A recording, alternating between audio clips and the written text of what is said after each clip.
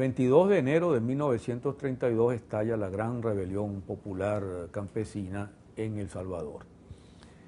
El contexto de esta rebelión es, en cierta forma, el contexto típico de esa Centroamérica de las primeras y las medianas décadas del siglo XX. Es decir, por un lado, el dominio de dictaduras militares serviles a los intereses foráneos, fundamentalmente a los de los Estados Unidos, al imperialismo estadounidense, y como parte de ese mismo cuadro, la pobreza, la injusticia social y la represión sobre las protestas de las masas campesinas y obreras cuando éstas finalmente protestaban.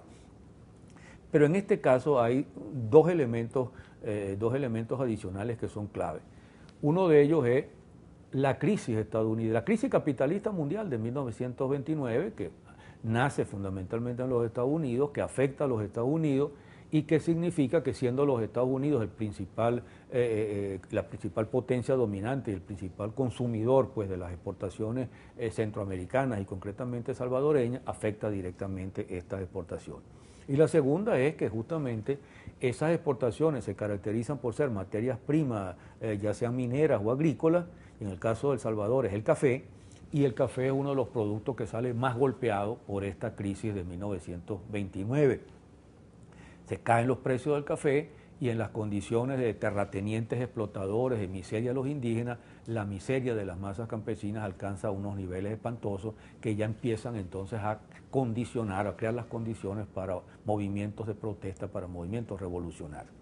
Y a eso se suma dos elementos importantes en el caso de El Salvador, que son la dictadura de Hernández Martínez y por otro lado el hecho de que El Salvador no es simplemente un país donde las masas están explotadas, sino que es un país donde las masas están en cierta medida organizadas, tanto los sectores obreros en las ciudades como también las masas campesinas. Hay la presencia de organizaciones revolucionarias e incluso hay un pequeño pero muy dinámico partido comunista, hay un frente de trabajadores salvadoreños, y hay también lo que se llamaba el Socorro Rojo Internacional, que es una organización más amplia, pero con mucha incidencia de los comunistas sobre ella, que había penetrado con su apoyo social a muchos sectores populares y campesinos salvadoreños. La dictadura de Hernández Martínez, que va a ser una de las más duraderas dictaduras salvadoreñas, se va a establecer en 1931. Martínez es un personaje que valdría la pena un análisis que no hay tiempo de hacer ahora. Es un personaje que combina la violencia terrorista contra los sectores populares con una suerte de rasgos medio de loco, medio de personaje fantasioso. Algunos autores lo han llamado el teósofo ametrallador, no solo por la represión contra la rebelión campesina, sino porque él se las daba de teósofo y daba conferencias sobre teosofía y creía en la reencarnación y curaba a la gente con unas aguas de colores. En fin, era un personaje absolutamente novelesco y podría haber sido hasta tolerable si no fuera la clase de criminal y asesino que era fundamentalmente. Martínez era hijo natural, él se llamaba Maximiliano Hernández Martínez, pero usaba el apellido de la madre justamente y se lo conoce siempre como Martínez. Martínez llega al poder en 1931. En 1931 tienen lugar unas elecciones limpias en El Salvador, cosa verdaderamente extraña.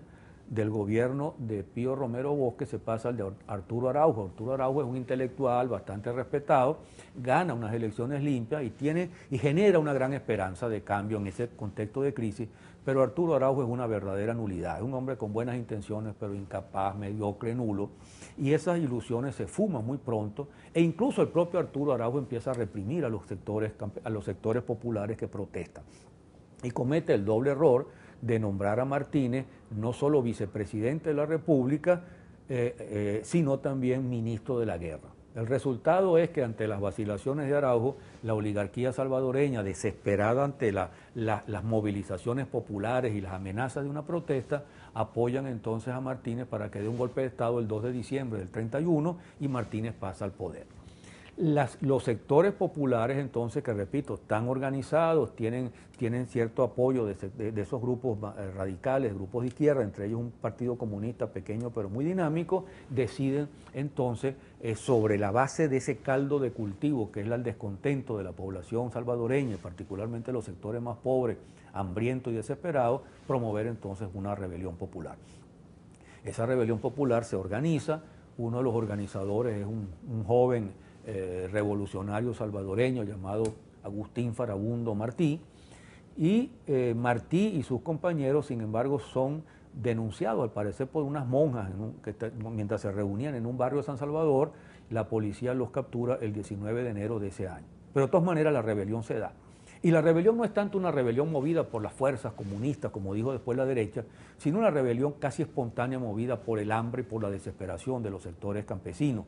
Esa rebelión estalla el 22 de enero de 1932 en Izalco, en toda esa zona cafetalera, se expande a Sonsonate y otros pueblos de El Salvador, y los campesinos, armados fundamentalmente de machetes, de palos, de picas, asaltan los pueblos, toman las comisarías y atacan las haciendas y capturan y ejecutan algunos terratenientes. Y hay una gran rebelión popular.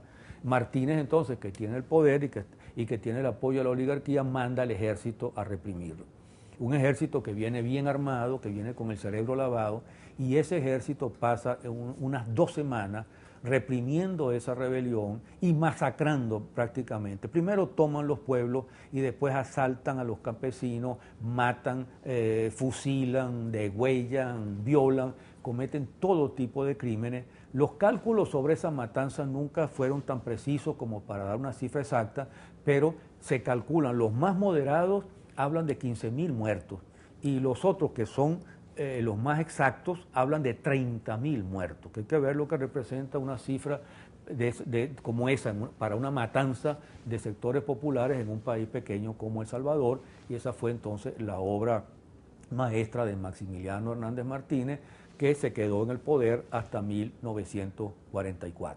Y por lo demás, Farabundo Martí y sus compañeros, incluyendo al líder Feliciano Ama, el líder campesino de Izalco, que fue uno de los líderes de la rebelión campesina, fueron todos fusilados el 1 de febrero de 1932.